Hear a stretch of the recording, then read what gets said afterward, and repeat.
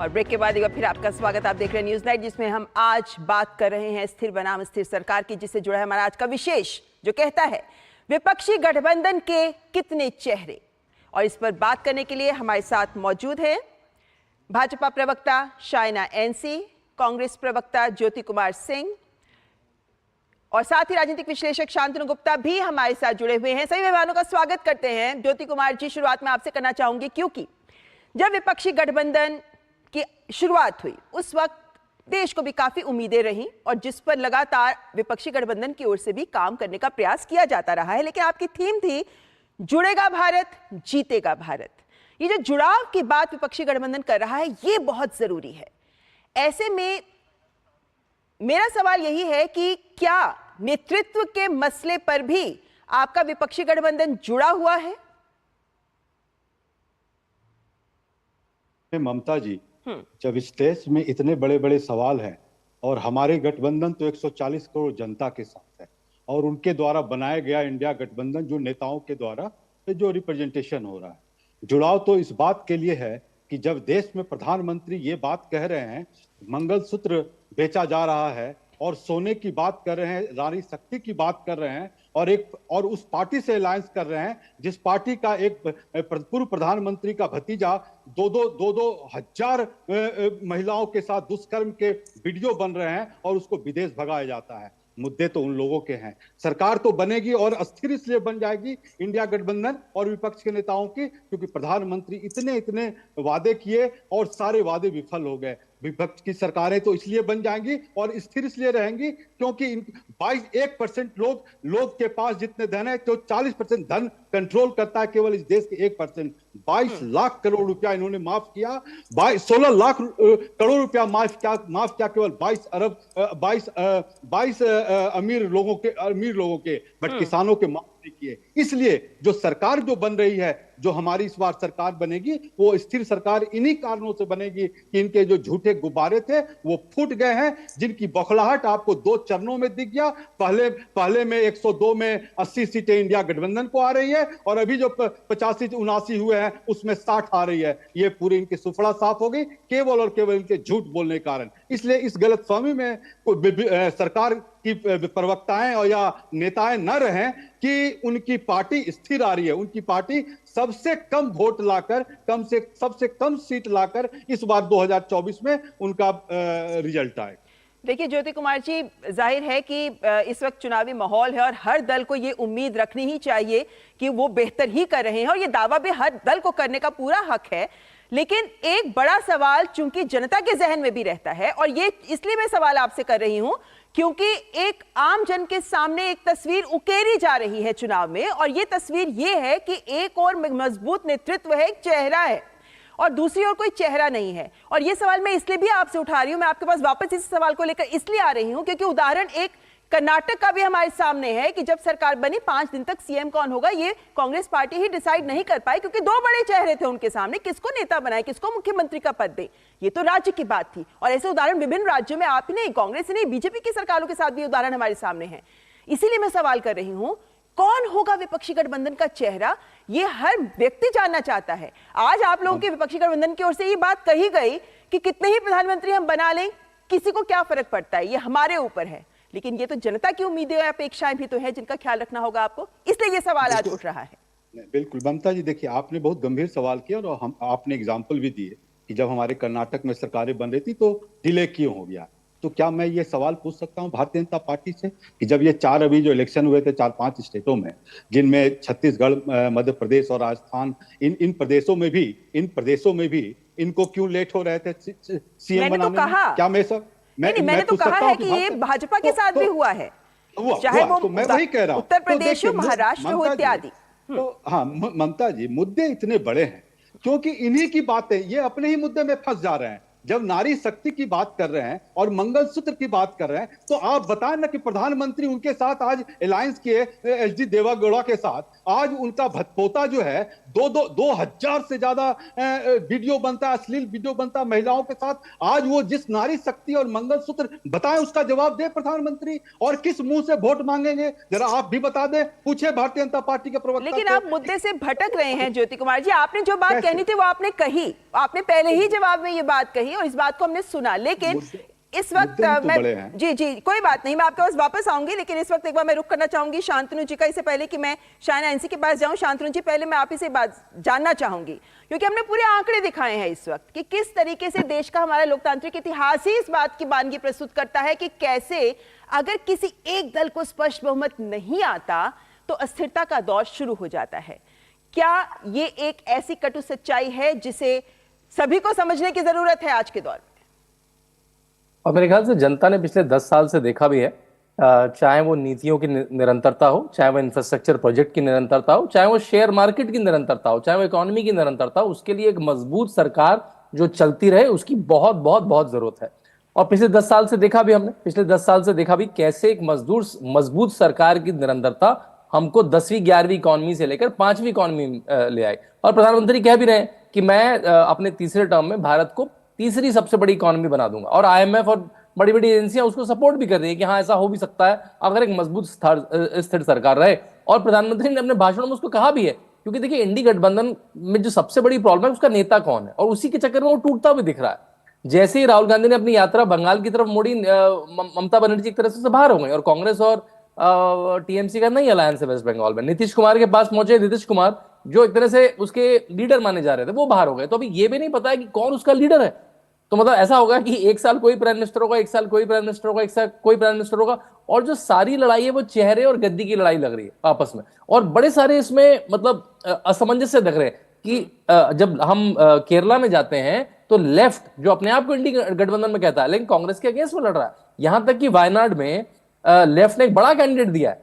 Left ने any राजा, जो D राजा की पत्नी है, उनको कैंडिडेट दिया है राहुल गांधी के अगेंस्ट में, जो माने जा रहे हैं इंडी गठबंधन के अघोषित जो नेता है। तो ये जो कंफ्यूजन है कि पंजाब में आम आदमी पार्टी अलग लड़ेगी, दिल्ली में साथ लड़ेगी, बंगाल में आज भी आप किसी भी रैली में ममता बनर्जी की देख लीजिए, वो माइक पकड़ के कह रही है कांग्रेस को वोट देबो ना, कांग्रेस को वोट देबो ना। और दिल्ली में जब इंडी गठबंधन की बैठक होती है तब वो लोग इंग्लिश हिंदी में बोलते हैं कि हम साथ में। तो एक तरह से जनता को बेवकूफ बनाने का तरीका है मेरे ख्याल से, कि हम बंगाली में बोल देंगे कुछ और, हिंदी में बोल देंगे कुछ और इंग्लिश में बोल देंगे कुछ और। तो मेरे ख्याल से जनता अब समझ गई है, 24/7 मीडिया का जमाना है, यूट्यूब का जमाना है, सोशल मीडिया का जमाना है। आप सुबह झूठ बोलेंगे शाम तक, मतलब विपक्ष को यहां तक कि एक डीप फेक वीडियोस का सहारा लेना पड़ रहा है। और उनके मुख्यमंत्री, कांग्रेस के मुख्यमंत्री रेवंत रेड्डी होम मिनिस्टर के फेक वीडियोस डाल रहे हैं। मतलब ये तो डेस्परेशन की हालत में करता है आदमी ऐसा। चलिए, यहाँ पर शायना एनसी भी हमारे साथ जुड़ गई हैं।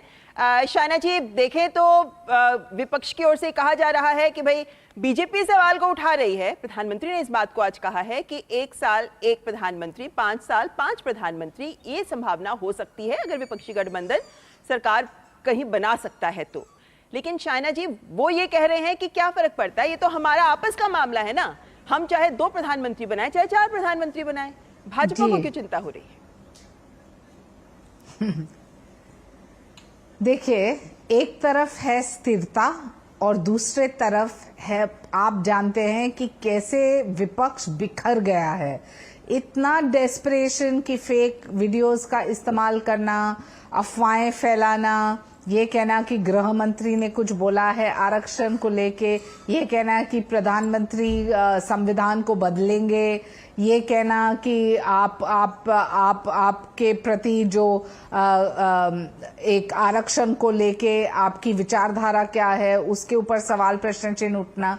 हम कहीं भी नेगेटिव पॉलिटिक्स में नहीं जाते हुए आज जनता जानती है कि उनको जो स्थिरता, राजनीतिक इच्छा शक्ति और नेतृत्व चाहिए तो एकमात्र नाम है, वो है नरेंद्र मोदी जी, जिन्होंने कर दिखाया है। पिछले 10 साल में हमने सिर्फ काम की बात की, जो एक मुद्रा बैंकिंग हो, उज्ज्वला हो, प्रधानमंत्री आवास योजना हो, आयुष्मान भारत हो, हम जानते हैं कि कितने 60 करोड़ लाभार्थियों की जिंदगी में परिवर्तन आया है। तो ये स्थिरता की प्रतीक है। इकोनॉमी को लेके हम जानते हैं कि तीसरे इकोनॉमी की तरफ हम जा रहे हैं, और जो ये सभी मुद्दे को आप नजरअंदाज करेंगे तो आप विपक्ष की बात करें तो आपको पता चलेगा कि उनके पास कोई रणनीति तो है ही नहीं, कोई विजन प्लान है नहीं, कुछ बोलने के लायक भी नहीं है।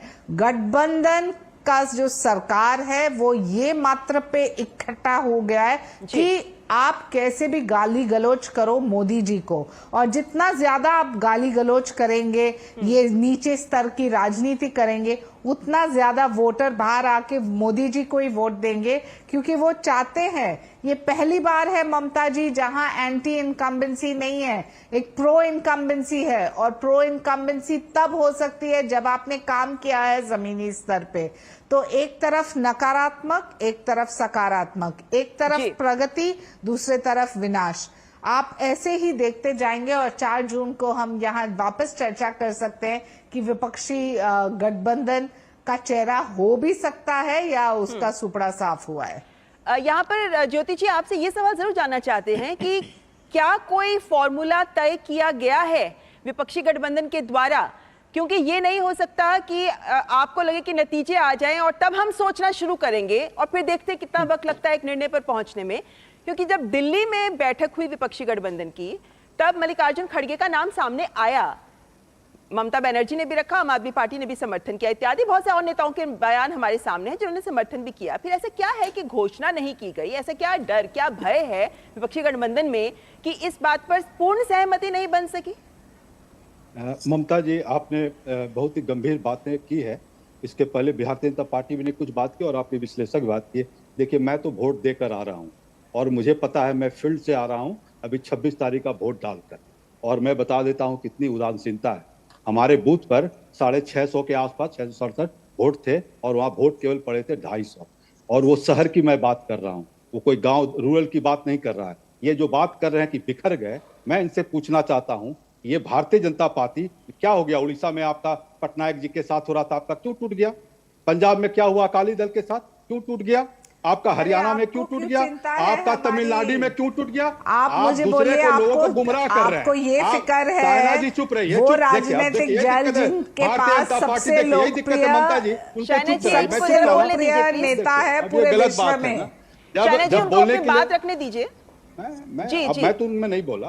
तो देखिए, जब ये लोगों को गुमराह करने की कोशिश करते हैं तो ये तो फैक्ट सामने है ना। AIDMK जब छूटा था बीजेपी से तो उस दिन पटाखे छूटे, कभी ऐसा कभी पहले कभी नहीं हुआ। अब आइए दूसरे बात पर, आप जो सवाल कह रही हैं कि आपका नेता क्या होगा, आपकी स्ट्रैटेजी क्या है। हमारी जो स्ट्रैटेजी ये है कि पहले जो जन की जो मुद्दे हैं उन मुद्दों को हम उठाएं, और भारतीय जनता पार्टी 2014 में जिस तरह से आई और जिन वादों को करके आई, जो 2 करोड़ नौकरी देंगे, ये करेंगे। आज बताइए ममता जी, आप तो बहुत सीजन जर्नलिस्ट हैं और बहुत पुरानी जर्नलिस्ट हैं, आप बताइए शेड्यूल कास्ट का जानती हैं 35.9% नौकरी जॉब जो है सो खत्म हो था पहले, और आज जो है केवल 32 रह गया। और अब बताइए ज्योति जी दरअसल वक्त थोड़ा कम है। कह रहा हूँ, देखिए मैं कह रहा हूँ कि ज्योति जी आपने अपनी बात रखी, मैंने आपकी बात सुनी। इंडिया गठबंधन मुद्दों पर लड़ेगी, और जब हम मेंबर ऑफ पार्लियामेंट जीत कर आएंगे तो फिर हम बात करें कि कौन प्रधानमंत्री बनेगा। हम पहले कौन बन जाएगा, मैं वही आप ही की बात को समाप्त करना चाहूंगी। ज्योति जी वक्त थोड़ा कम है, माफी चाहती हूँ, लेकिन यहाँ पर ये बात सामने रखना चाहूंगी कि विपक्षी गठबंधन की ओर से चलाते हैं। ज्योति जी आपने अपनी बात रखी, हमने आपकी बात बहुत सही ढंग से सुनी। ज्योति जी वक्त कम है, लेकिन यहाँ पे सुनते नहीं है किसी की बात। ज्योति जी मैं आपसे आग्रह करती हूँ, मैं आपसे आग्रह करती हूँ, आप कृपया हमारे अन्य मेहमानों को बोलिए। ज्योति जी आपने अपनी बात रखी है, जिन्होंने कहा कि 400 सीट आएगा चाहती हूँ, वक्त कम है, संविधान बदल देंगे। लेकिन यहाँ पर ये बात स्पष्ट है कि कौन होगा विपक्षी गठबंधन का मुख्य चेहरा, इस बात का जवाब नहीं है आज विपक्षी गठबंधन के पास। तो जब संविधान बदलने की बहुत है, सभी चुनावी दल, चुनावी नेता मुद्दे उठा रहे हैं, जनता उनकी बात सुन रही है, लेकिन महत्वपूर्ण बात कि कौन होगा चेहरा विपक्षी गठबंधन का, नेतृत्व किसके पास होगा, ये आज भी एक बड़ा प्रश्न चिन्ह बना हुआ है, जिससे जुड़ा है हमारी आज की सोच। ये सवाल जिसको लेकर हम खड़े हुए हैं कि स्थिर बनाम अस्थिर सरकार, ये एक ऐसी सोच है जो हमारे देश के भविष्य को तय करेगी, जिसका निर्णय जाहिर है कि हमारे देश के मतदाता ही कर रहे हैं। फिलहाल यहां रुकेंगे एक ब्रेक के लिए, आप देखते रहिए।